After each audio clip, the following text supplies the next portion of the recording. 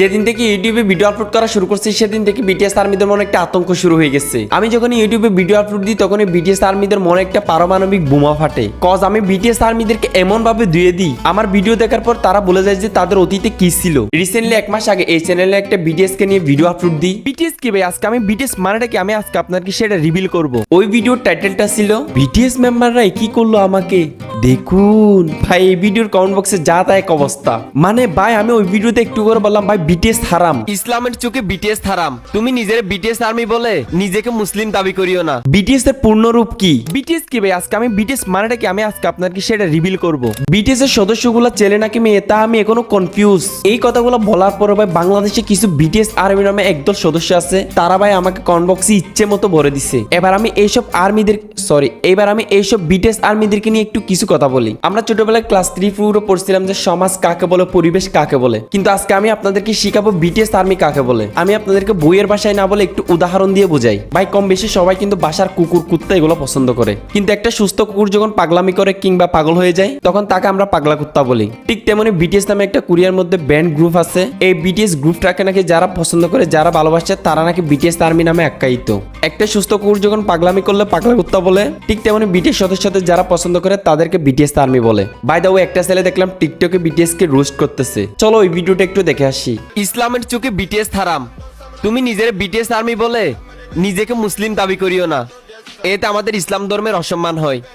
ধন্যবাদ। ইসলামের চোখে বিটিএস হারাম, তুমি নিজেকে বিটিএস আর্মি বলে নিজেকে মুসলিম দাবি করিও না, এতে আমাদের ইসলাম ধর্মের অসম্মান হয়। ধন্যবাদ। এই ডায়লগটা যুক্তিসঙ্গত হলেও কিছু বিটিএস আর্মি নামে আজাইরা পোলাবেন এইটার বিমত দেখায়। মানে তারা বলে যে গান বাজনা করাও হারাম, তুমি যে 5 ওয়াক্ত নামাজ পড়ো না, এদিকে কি তোমার গুনাহ হচ্ছে না? মানে এই ধরনের অনেক উপায় দিয়ে তারা আমাদেরকে এইটা যুক্তিসঙ্গত দেখায়। বিটিএস সাপোর্ট করা হালাল, তারা যেভাবে হোক এইটা প্রমাণ করার চেষ্টা করে। এই ভিডিওটা প্রসঙ্গে যদি আমি বলতে যাই, নামাজ পড়া ফরজ, যদি তুমি নামাজ না তাহলে তোমার অবশ্যই গুনাহ হবে, কিন্তু তুমি জেনে শুনে কিছু কাফের দলকে সাপোর্ট করবা। আবার যখন আমার মতো কিছু প্রতিবাদী ক্রিয়েটর এটার বিরুদ্ধে প্রতিবাদ করবে, এটার বিরুদ্ধে ভিডিও বানাবে, তখন তাদেরকে নামাজের উদাহরণ দেখাবা।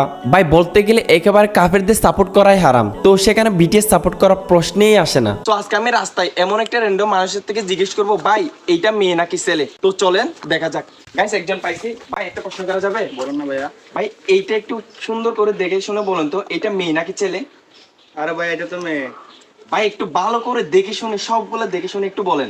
না ভাই আমি 100% এটা মেয়ে। আচ্ছা ভাই ঠিক আছে ভাই, থ্যাংক ইউ। সো গাইস রাস্তার একটা র্যান্ডম পারসন থেকে জিজ্ঞেস করছি যে ভাই এ মেয়ে নাকি ছেলে? ও নিঃসন্দেহে বইলা দিছে, 2বার দেখে বলছে যে এরে মেয়েদের মতো লাগে। এবার আপনারাই বলেন, আমি যদি রোস্ট করি এতে আমার কি দোষ? এখন আপনাদের মতামত কি অবশ্যই কমেন্টে জানাবেন। চলেন এই ভিডিওর কমেন্ট বক্সে কি কি কমেন্ট করা হয়েছে সেগুলো একটু পড়ি। ভি আমার জান ভাই, আমার সবচেয়ে কোন জায়গায় হাসি আসে জানেন? যখন বিটিএস আর্মি নামে আউল ফাউল কিছু আইডি কমেন্ট বক্সে এসে বলে ভি আমার জান, জাংকুক আমার জান। ভাই তোরা কি তাদেরকে জীবনেও পাবি, বা ওরা কি তোদেরকে জীবনেও পাত্তা দিবে? তোরা আসছিস কোথায় বাংলাদেশে আর তারা আসছে কোথায় কোরিয়া। অনেকেই তো কোরিয়া যাওয়ার জন্য পাগল। আর ভাই সবচেয়ে একটা জিনিস কি জানেন? তারা ভাই মেকআপ ইউজ করে। তারা ছেলে নাকি মেয়ে সেটাই তো আমি কনফিউজ। আচ্ছা যাই হোক, ছেলেই ধরে নিলাম। তারা ছেলে হয়ে কিভাবে মেকআপ করে? এইসব বেডি মার্কা বেড়ারা নাকি তাদের জান।